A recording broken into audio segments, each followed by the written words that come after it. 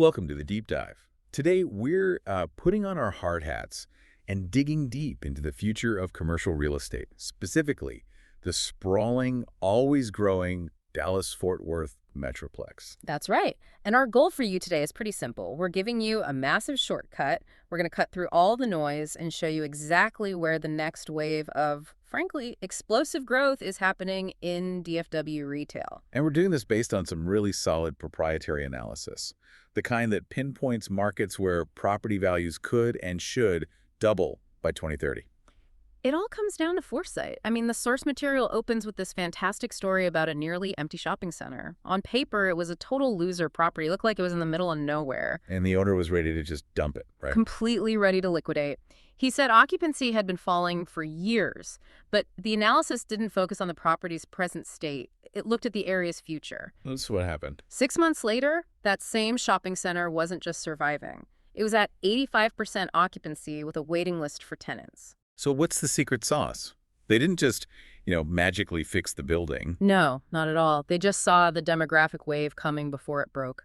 Success in this space isn't about fixing today's problems. It's about having the data and the on-the-ground expertise to see what a corner of DFW is scheduled to become in 5 to 7 years. And that requires a really holistic view of the market, which is why the research we're looking at covers everything from finding the property and handling the deal to tenant placement and long-term management. You absolutely need that full breadth of experience. DFW is a complex market. For instance, if you're looking to sell one asset and roll that into a new deal, you have to understand the 1031 exchange. Right. For anyone who doesn't know, that's the IRS provision that lets you defer capital gains taxes when you swap investment properties. Exactly. And without that knowledge, you can lose a huge chunk of your wealth to taxes right off the bat. It's critical. Okay, let's zoom out a bit and talk about the macro trend.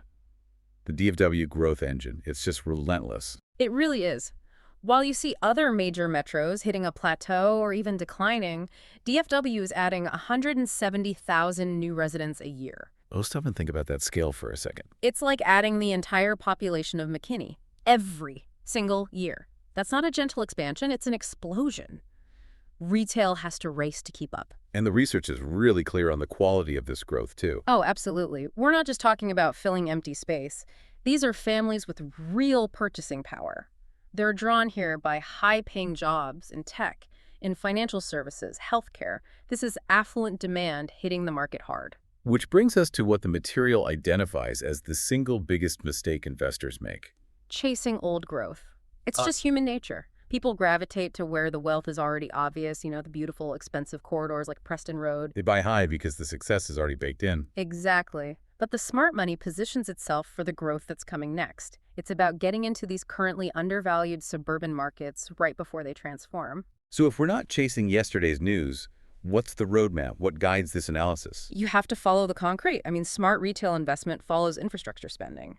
The Texas Department of Transportation, or TXDOT, has committed a staggering $15.7 billion to DFW highway improvements through 2030. Wow, $15.7 billion.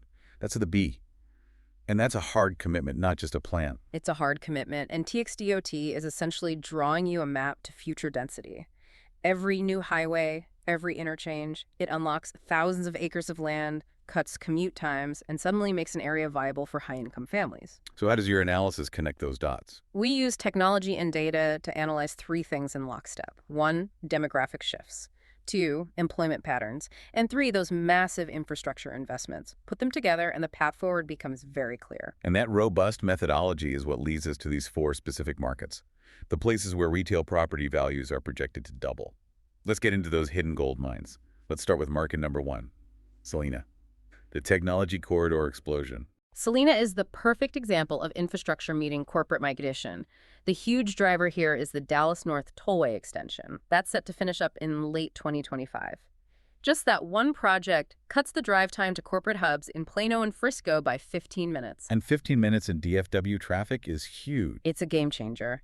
And the demographics there are already elite. Household incomes are 40% above the DFW average. Population is growing at 12% a year.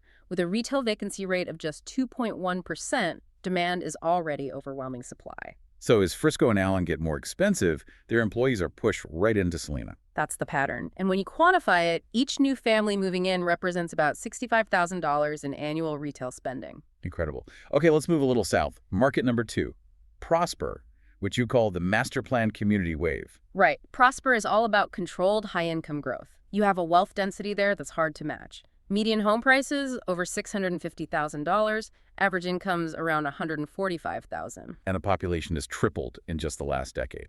It has. But here's the key. In these master planned communities, the houses always get built first. Residential growth consistently outpaces retail development by 3 to 4 years. So there's a lag, and that lag is the opportunity. That is the opportunity. The smart investor gets in during that gap. So quantify that gap for us. What kind of unmet demand are we talking about? Our deep dive shows that the current retail in Prosper only supports about 60% of what residents need. That means the other 40% are driving to McKinney or Frisco to buy groceries, clothes, everything. That's $180 million in annual spending that is just waiting to be captured locally. That is a massive built-in demand. Okay, let's shift east for market number 3, Forney, the East Dallas Renaissance. This one sounds like more of a value play. It's a huge value play. Forney has always been a bit undervalued because of, longer commutes and an older reputation. But the land costs are much cheaper than the northern suburbs, and it has one of the fastest population growth rates in the entire metroplex. And infrastructure is rewriting that old story about the commute. It absolutely is. The completed I-20 expansion already cut the drive to downtown Dallas by a critical 20 minutes. And looking ahead, the planned dark blue line extension is set to connect Forney by 2028. That changes everything. So if the growth is starting to look like the northern suburbs, why are the prices still so much lower? It's an arbitrage opportunity. The market just hasn't caught up yet. Right now, good retail properties in Forney are trading at 50 to 60% discounts compared to properties in northern suburbs with similar growth profiles. That gap is where the appreciation is going to happen. Fascinating. Okay, finally, market number 4, Anna, the corporate headquarters effect. Anna is getting a double whammy. Corporate relocations and new highway access. The Highway 5 expansion gives residents a straight shot to all the big corporate campuses in Plano, McKinney, and Allen. And the jobs are already there. Oh, yeah. 3 major corporations just announced expansions nearby, adding 8 and 500 new jobs. These are good jobs, too. Average salary over $85,000. But the retail supply in Anna is mostly older strip centers that just don't meet what modern tenants want. Which creates a supply problem that actually benefits existing owners. Precisely. New construction there faces a lot of challenges, which limits competition. If you own a well-located property in Anna today, you have very little near-term risk. You can just watch rents and values climb as the population pours in. So we've covered the where. Now let's pivot to the how. How do you actually invest successfully in these markets? Okay, so the first rule is that location within the community matters just as much as the community itself. You have to be obsessed with access patterns. We see it again and again. Properties on the going home side of the street consistently outperform ones that require a left turn across traffic. Because nobody wants to risk an accident just to grab dinner on the way home from work. That's exactly it. It's a fundamental behavioral barrier, and the data proves it impacts sales, which impacts rents. Okay, beyond access, how do you pick a property that's lower risk? You look for recession-resistant anchors. Centers anchored by essential services, a major grocery store, a big medical clinic. They're just fundamentally stronger than ones that rely on, say, fashion or luxury goods. They provide steady foot traffic no matter what the economy is doing. And what about some of those physical things, like parking? Parking ratios are crucial. That's the number of spots per 1,000 square feet of space. If a customer can't find a spot easily, they just drive away. It's that simple. Getting those fundamentals right, visibility, parking, access, is everything for long-term success. This all suggests a patient long-term approach is needed here. It is. Commercial real estate cycles run 7 to 10 years. This gives you time for careful analysis and positioning. It's not like the crazy volatility you see in some other asset classes. So last big question. Why is the timing so good right now? Because the market currently favors the patient-informed investor.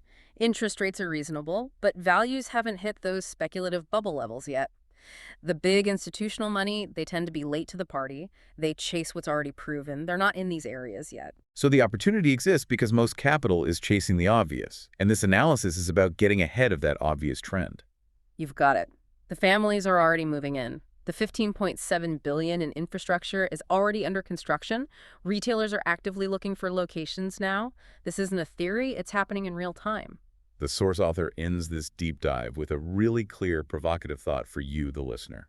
Yeah, the question isn't whether properties in these four markets are going to appreciate in value. The real question is whether you will position yourself to benefit from that appreciation. That confidence comes from knowing the data is already confirming the future. And the final statement really says it all, encouraging action based on conviction. Would I invest my own money in these markets? I already have.